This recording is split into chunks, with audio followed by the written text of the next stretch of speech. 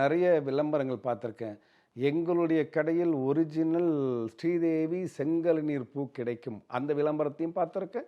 அதே மாதிரி எங்கிட்ட வர்ற வாடிக்கையாளர்கள் நிறைய பேர் கஸ்டமர்ஸ் சொல்கிறது, செங்கழுநீர் பூனுடைய மை வைச்சு கூட என் கடையில் இன்னும் வியாபாரம் நல்லா நடக்கலை சார், வேறு ஏதாவது நீங்கள் எனக்கு கொஞ்சம் செஞ்சு தரீங்களான்னு கேட்பாங்க.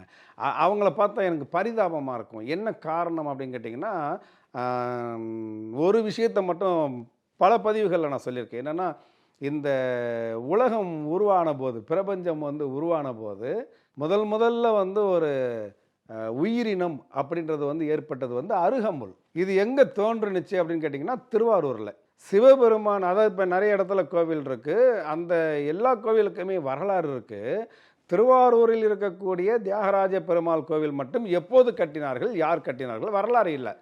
ஏன்னா அது பூதகணங்களே கட்டியது, அதாவது சிவகணங்கள் இவங்களே கட்டியது அப்படின்னு சொல்கிறோம். அந்த திருவாரூரில் தான் தியாகராஜ பெருமாள், சிவபெருமான் தியாகராஜ பெருமான் என்கின்ற நாமங்களோடு மனித உடலோடு வாழ்ந்திருக்கிறார். அப்போ மனித உடலோடு வாழ்ந்த அந்த தியாகேச பெருமானுக்கு மட்டும் அர்ச்சனைக்கு மிக உயர்ந்த ஒரு பொருளாக இருக்கக்கூடியது செங்கழுநீர் பூ.